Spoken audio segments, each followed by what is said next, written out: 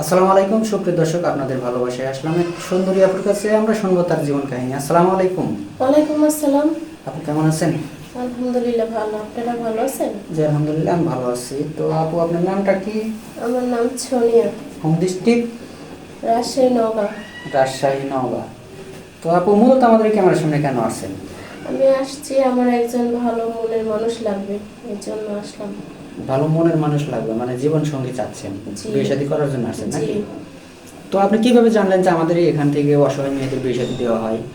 আপনাদের ফোন নাম্বারে থেকে যোগাযোগ করে তারপর আসলাম আপনাদের অফিসে। আপনার কি ফোন আছে যে আপনি যোগাযোগ করে না আসলেন? না, বাইরের ফোন নিয়ে পরে যোগাযোগ করে আসছি। মানে অন্যের ফোনে দেখছিলেন, সেই হিসাবে পরে দেখে আসছেন নাকি? জি। ও আচ্ছা। তো যাই হোক আপু, আপনি কেমন বয়সী লাইফ পার্টনার চাচ্ছেন? আমার কেমন বয়সী লাইফ পার্টনার চাচ্ছেন? বয়সটা কেমন হতে হবে? বয়স বেশি মেটার না, বয়স মিডিয়াম হলো হবে, বা বেশি বয়সের সমস্যা নাই, কিন্তু তার মনটা ভালো থাকা লাগবে, যে তার চরিত্র মন এগুলাই হচ্ছে আসল। যে আপনি চাচ্ছেন যে একটা ধর্মিক মানে হুম। পরহেজগার একটা স্বামী চাচ্ছেন, এটাই তো নাকি? জি। ও আচ্ছা। তো আপনার কি এই যে আমাদের ভিডিওটা দেশি প্রবাসী ভাই আমাদের এই ভিডিওতে দেখবে বা নক দিবে, তো আপু আপনার সাথে যোগাযোগ কিভাবে করবে? আমার সাথে যোগাযোগ করবে, আসলে আমার ফোন নাই, আমি ফোন ইউজ করি না। যদি কোনো ব্যক্তি আমার পছন্দ করে থাকে, তাহলে কিভাবে পছন্দ করে যোগাযোগ? থাকে, এই লোকের যদি কথা বলতে চায় তার আগে আমার একটু ফোন দিতে হবে, তারপর সে আমার সাথে যোগাযোগ করতে পারবে।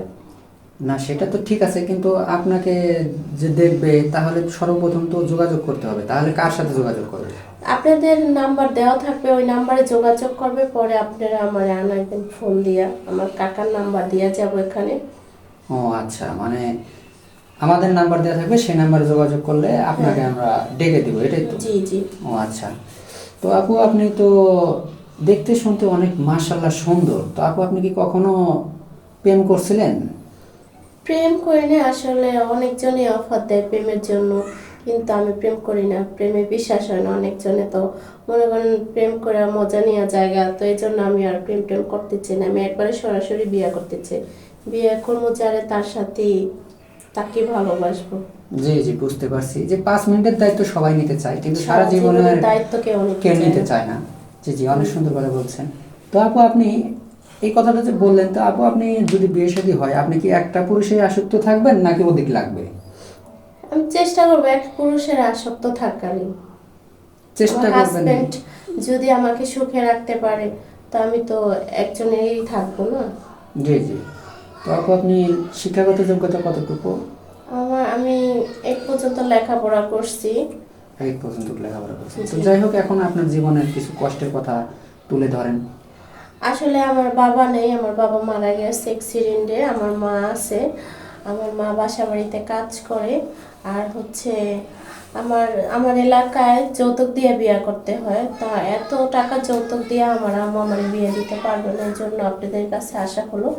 যদি কোনো হৃদয়বান ব্যক্তি থাকেন তাহলে আমার বিয়ে করতে পারেন, কিন্তু লোক ভালো হতে হবে, মন পরিষ্কার সৎ হতে হবে। ঠিক আছে।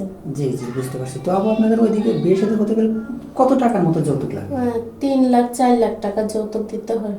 ও আচ্ছা, এত টাকা যৌতুক লাগে? তা আপনাদের তো দেওয়ার মতো সামর্থ্য নেই না, এত আমার টাকা। সামর্থ্য নাই জি জি, দেওয়ার মতো। বুঝতে পারছি যে এত টাকা যৌতুক দেওয়ার মতো সামর্থ্য নেই। হুম। তো যাই হোক, ভিডিওটা আর বাড়াবো না। ভালো থাকবেন, সুস্থ থাকবেন। আমাদের নাম্বার দেওয়া থাকবে, মানে ইউটিউব চ্যানেল কর্তৃপক্ষের নাম্বার দেওয়া থাকবে। এগুলো শেষ করছি। আল্লাহ হাফেজ।